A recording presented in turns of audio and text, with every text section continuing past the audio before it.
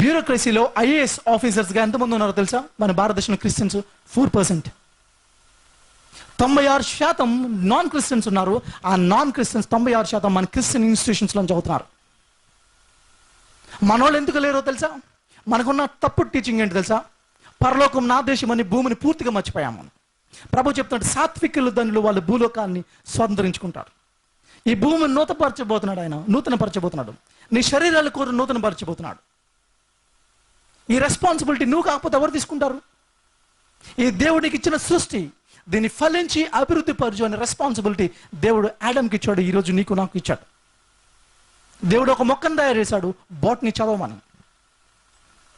దేవుడి ప్రపంచాన్ని సృష్టించాడు, ఫిజిక్స్ చదవమని. దేవుడు మనిషి భావోద్రేకాలను సృష్టించాడు, సైకాలజీ చదవమని. హ్యూమన్ స్ట్రక్చర్ని పెట్టాడు, మెడిసిన్ చదవమని. అదే రేపు బ్యూరోక్రసీలు ఎవరు లేరు, 4%. సుప్రీంకోర్టులో ఇప్పటి వరకు ఒక క్రిస్టియన్ జడ్జి లేడు. ఎందుకంటే లా చదివితే అబద్ధాలు ఆడాలి, తప్పుడు ఆలోచన మనకి. అందుకని మనం లోకి పంపించాం మన పిల్లల్ని. ఆ 2 ఏరియాస్ ఖాళీ. ఒక ఇండస్ట్రీస్ లేడు, ఒక పారిశ్రామికవేత్త క్రిస్టియన్ లేడు, ఒక క్రిస్టియన్ పొలిటీషియన్ జెన్యున్గా పొలిటీషియన్ లేడు. కానీ సమాజాన్ని నిర్మించే అవే ఆ 4 ఏరియాస్ మనం ఖాళీ చేసుకొని ఆటోల మీద యెహోవా నా కాపరంటే దేవుని రాజ్యం స్టార్ట్ అవుతుందా?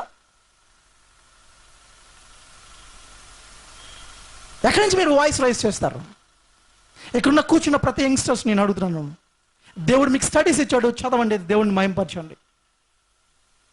దేవుడు కొంతమందిని ప్రవక్తలు గాను, కొంతమందిని అపోస్తులు గాను, కొంతమందిని కాపర్లు గాను, మరి కొంతమందిని ప్రభుత్వాలు చేయగారు నియమించాడు, ప్రభుత్వాలు చేయవారుగా నియమించాడు, ఎంప్లాయీస్గా మీరు పెట్టాడు.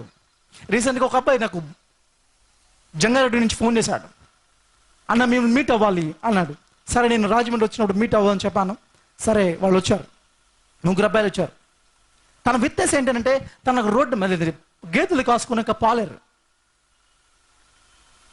ఒకరోజు తనకి ఎందుకు అనిపించిందంట, పిల్లలందరూ స్కూల్కి వెళ్తే నాకు చదువుకోవాలనిపించిందంట. అందుకే 2 సంవత్సరాల టైం తీసుకున్నాడు, పుస్తకాలు వేసుకున్నాడు.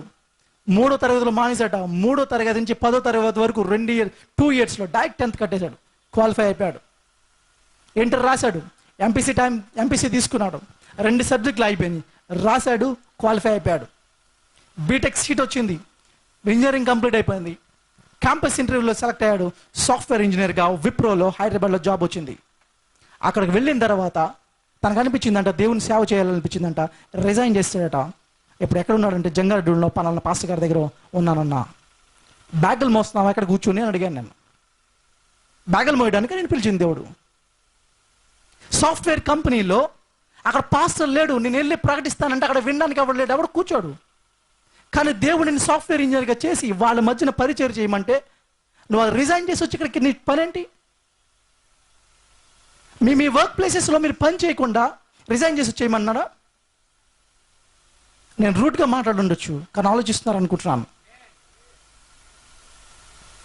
బైబిల్ రాసిన 40 మంది గ్రంథకర్తల్లో ఒక పాస్టర్ని చూపించండి నాకు. మోషే లేదా దావీదు మహారాజు పాలిటిక్స్ నుంచి రిజైన్ చేసి వచ్చి కీర్తన రాశాడు అనుకుంటున్నారా? దానియేలు ప్రైమ్ మినిస్టర్గా రిజైన్ చేసి వచ్చి దానియేలు గ్రంథం రాశాడా? షడ్రక్ మేషక్ అబేద్నెగో ఐఏఎస్ ఆఫీసర్స్ వాళ్ళు రిజైన్ చేసి వచ్చి రాశారా? వాళ్ళ పనుల్లో నమ్మకంగా ఉండి అక్కడ దేవుణ్ణి గ్లోరిఫై చేశారు. దేవుడిని ఎక్కడ పెట్టాడో అక్కడ నిలబడండి. There is nothing call full time part time ministry లేదు. నేను ఫుల్ టైమే, మీరు ఫుల్ టైమే. మీరున్న ప్లేసెస్లో దేవుని కోసం నిలవండి.